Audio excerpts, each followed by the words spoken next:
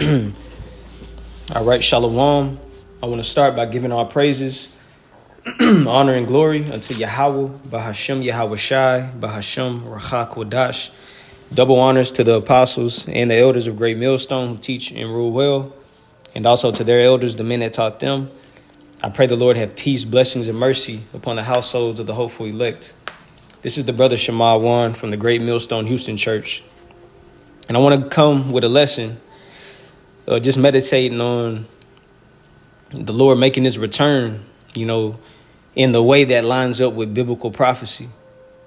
Not the way that is taught by Christianity or by the masses of the individuals, that decide to pick up a Bible and just start reading without truly having the Spirit of the Lord upon them and within them, which is known as the Spirit of truth, the Holy Spirit in so many words.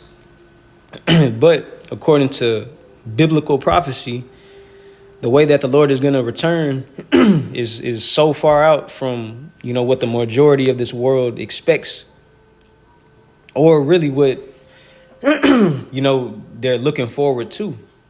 Okay. That's why a lot of people are going to be caught, unaware and off guard, because they don't expect the Lord coming in the aggressive way that prophecy tells us.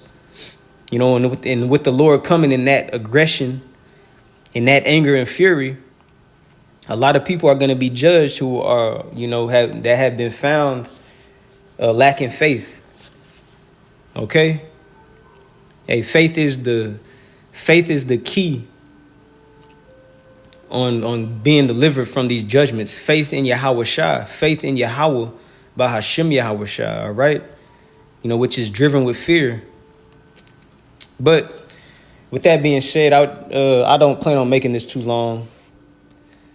And I pray this lesson be edifying to the Lord's elect. So let's start here in Isaiah chapter 66 and verse 15 and 16. It reads, "For behold, the Lord will come with fire, and with his chariots like a whirlwind, to render his anger with fury and his rebuke with flames of fire." Let's look up this word fire. In the blue letter, that word fire goes into H784, and it says Ash. And on the outline of biblical usage, that word supernatural fire appears on number 2. So it says supernatural fire. And that word supernatural goes into of a manifestation or event attributed to some force beyond scientific understanding or the laws of nature, and unnaturally or extraordinarily great. Unnaturally or extraordinarily great. So the fire that the Lord is coming with, it can't be understood. You can't compare it to anything. Is beyond the laws of nature. And mind you, we're talking about the only begotten Son, the Savior of Israel. This is who we're talking about. Okay. And his chariots like a whirlwind. Going into the word chariots, also going into what the Lord is going to make his return in. Okay. Let me snag this real quick.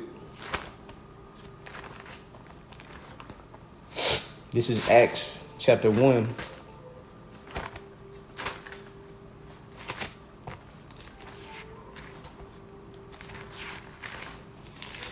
Acts 1 and verse 6. Nope. Acts 1 straight to the point in verse 9. It says, "And when he had spoken these things, while they beheld, he was taken up, and a cloud received him out of their sight." Going into whenever Yahweh Shai, had returned from being put to death, he resurrected, and he was speaking with the apostles for 40 days, about the kingdom. But this took place where they witnessed Yahweh Shai being received up by a chariot.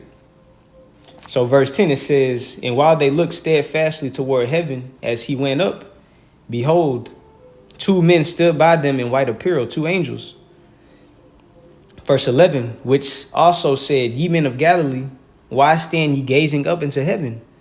This same Yahushua which is taken up from you into heaven shall so come in like manner as ye have seen him go into heaven. So the same way Yahushua was, taken up into a cloud, the Lord is going to make his return, with that cloud, which is a chariot. So going back to that word, chariot, in the blue letter in Isaiah 66 and 15, it's makarab. No, Salaki. It's ma-rakab. Ma-rakab. And it says a chariot, also a seat in a vehicle. Okay? So that's exactly what it is. It is a vehicle. All right, and I want to click on the root of that word. The root of that word is rakab, H7392. All right, and it says cause to make to ride. In a chariot, it says, let's see, to ride, be riding, to cause to ride, or to cause to mount and ride. So the heavenly vehicles, okay? And it tells you in Psalms chapter 68 in verse 17, it tells you that the angels are in those chariots. It tells you that, roughly paraphrasing, the chariots of the Most High are 20,000, even thousands of angels, and the Lord is with them, okay? But let me finish this off. Isaiah 66 and 15, for behold, the Lord will come with fire, and with his chariots like a whirlwind, to render his anger with fury and his rebuke with flames of fire. And mind you, the rebuke that the Lord is coming with is going to be intolerable. All right. If you reject the word that's going out right now, if you get offended by the word that goes out right now from the men that the Lord has set up to teach, you're not going to be able to withstand, that physical rebuke, which the Lord said is going to be with flames of fire. You're not going to be able to stand a supernatural type of flame. If certain words offend you, rather than, going off in doctrine, okay, it's not looking too bright for you. That word rebuke goes into reproof. Let's look up this word reproof. It says an expression of blame or disapproval. Okay? So a lot of those that have a problem with the doctrine that's being taught, a lot of people, have a problem with the testimony of Yahushua, and who reject the words of the prophets. You won't be able to reject the rebuke that the Lord is going to send. All right. But verse 16, it says, for by fire and by his sword will the Lord plead with all flesh, and the slain of the Lord shall be many. That word plead goes into shapat, which means judge or punish. Okay? So it says the slain of the Lord shall be many. Let's go into another account with the chariots, man, or with the Lord's return. Let's go to 2nd Ezra 13, and we can start at the top. Just read a little bit into it, because this is upon the Lord making his return, which is different from what we've been taught. All right. 2nd Ezra 13 and 1. It says, and it came to pass after 7 days, I dreamed a dream by night. And lo, there arose a wind from the sea, that it moved all the waves thereof. And I beheld, and lo, that man waxed strong with the thousands of heaven. And that man is talking about Yahweh Shai. And we read in Psalms, or I quoted Psalms 80, what was that? 68. Matter of fact, let me just go to it. 1 second. Psalm 68 and 17.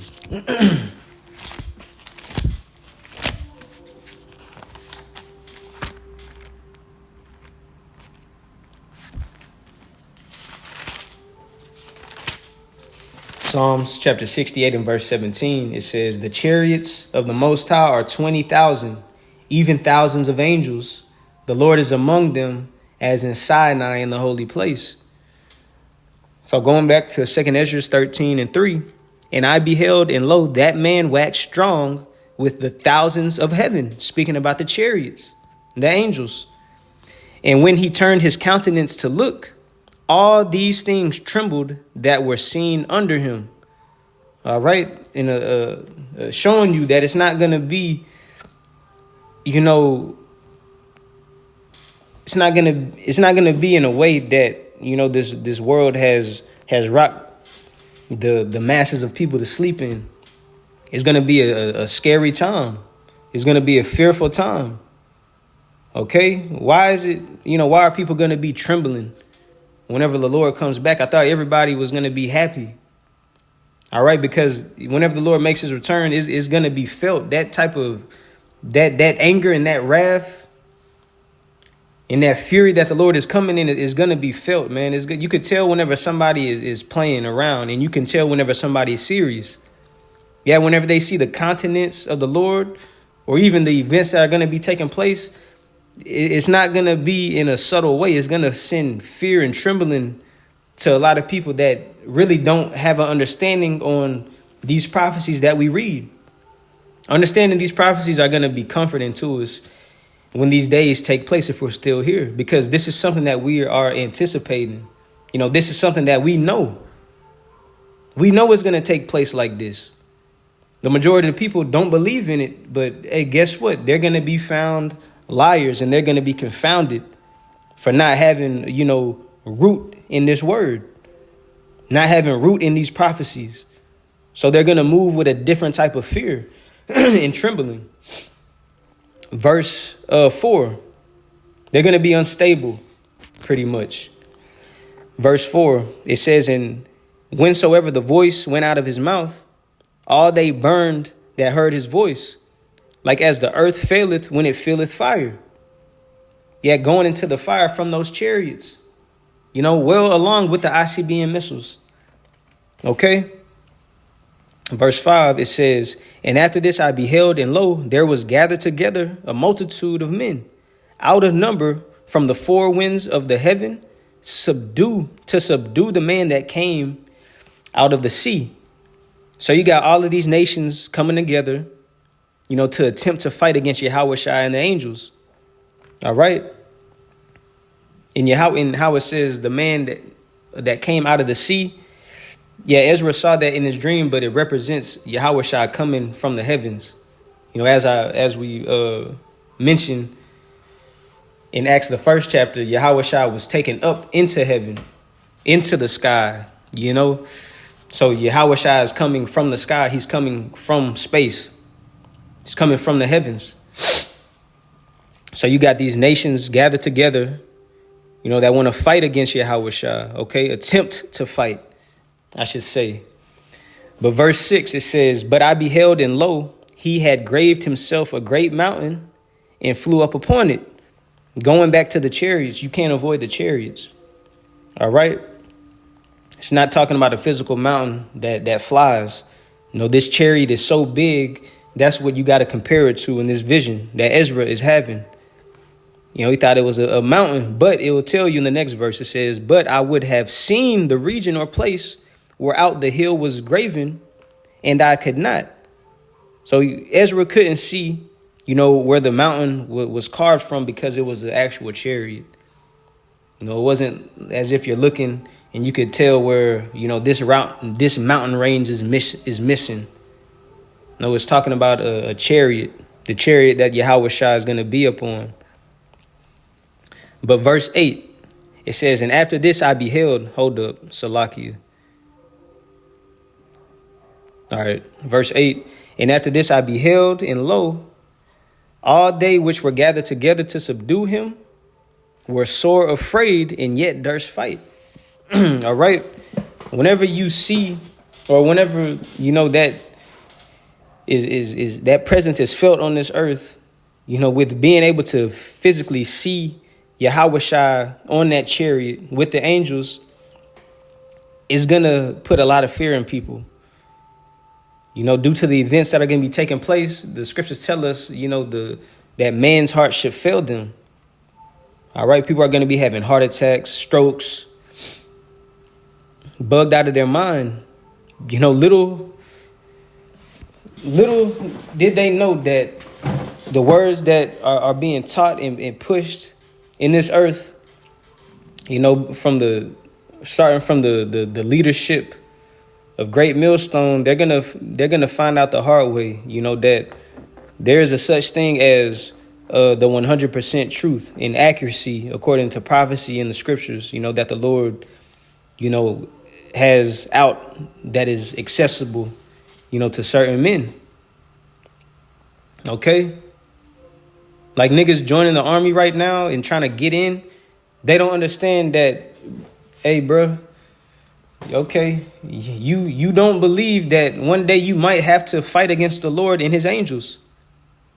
You know, but hey, blind to the God of this world, the average person won't believe it. That man, they don't. The scriptures don't tell you about that. We're reading about it. We're reading about it. Shit, the scriptures tell us Yahweh is a man of war. Okay, so Yahweh Shai is coming back to judge and make war. All right, he's gonna make them fight. Revelations, the 19th chapter, tells you that he's gonna. Matter of fact, let me read that real quick, just straight to the point. Revelations chapter 19, in verse 11, it says, and I saw heaven opened, and behold, a white horse. White goes into purity. Horse represents power. Okay, going into the chariot. Also, Yahweh Shai is coming back in a chariot. It's all throughout the scriptures, man. And I saw heaven open, and behold, a white horse, and he that sat upon him was called faithful and true. Sat upon what? Actual white horse? No, upon the chariot that we're reading about. That big chariot that, you know, was graven, you know, out where you can't even see where it was taken out of, as we just read in 2nd Ezra 13, 6 and 7. In Revelations 19 and 11, it's known as a white horse. But it says, and he that sat upon him was called faithful and true. And in righteousness he doth judge and make war. Yeah, that's the spirit that the Lord is coming in. It said, in righteousness he doth judge and make war. But let me finish this real quick, man. My phone is about to die. 2nd Ezra 13 and 9, it says, one second. Let me do this.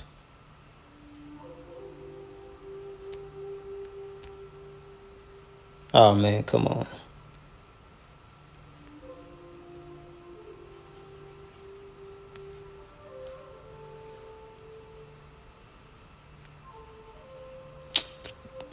All right, let me finish this, then I might have to wrap it up. 2nd Ezra chapter 13 and verse 9, it says, and lo, as he saw the violence of the multitude that came, he neither lifted up his hand, nor held sword, nor any instrument of war. Okay, because the violence of the multitude that came, those nations coming together, you know, to battle against Yahweh Shai, put no fear in him. You know, Yahweh Shai is not going to flinch at all, you know, or, you know, or step down for a quick second. No, the Lord is not moved by the violence of, you know, their military weapons and their whatever they have, their technology, whatever these nations are going to come at Yahweh Shai with. It's not going to move Yahweh Shai in any type of way. Yahweh Shai is not going to be threatened. The angels are not going to be threatened, okay? Esau does not stand a chance. These other nations stand no chance. All right. So it says he neither lifted up his hand nor held sword nor any instrument of war. It's not needed because guess what Yahweh Shai has? The heavenly vehicles that are so far out of this world. Esau has vehicles that fly and that could actually be used as a weapon. Where do you think they get it from? Okay, the Lord been having this in his arsenal. 2nd Ezra 13:10, it says, but only I saw that he sent out of his mouth, speaking about the chariot, not his actual mouth, speaking about what the chariots are capable of doing. But only I saw that he sent out of his mouth, as it had been a blast of fire, and out of his lips a flaming breath, and out of his tongue he cast out sparks and tempests. And they were all mingled together, the blast of fire, the flaming breath, and the great tempest, and fell with violence upon the multitude which was prepared to fight, and burned them up, every one, so that upon a sudden of an innumerable multitude nothing was to be perceived, but only dust and smell of smoke. When I saw this, I was afraid. And so the armies that attempted to fight against Yahweh Shai and the angels were completely destroyed and taken out of the way easily. All right. The power that the Lord is coming in is so far beyond of what this world expects. All right. This is what the Lord is coming back to do. This is how the Lord is going to make his return. As we started off in Isaiah 66:15, the Lord is coming back with fire and chariots. All right. But I'll end it there. I just wanted to get that real quick, going into the Lord making his return. And it doesn't line up with what Christianity teaches. It doesn't line up, with, what's taught in these churches and these pastors you see on TV. All right. So I pray this was edifying to the Lord's elect. Till the next time I say shalom.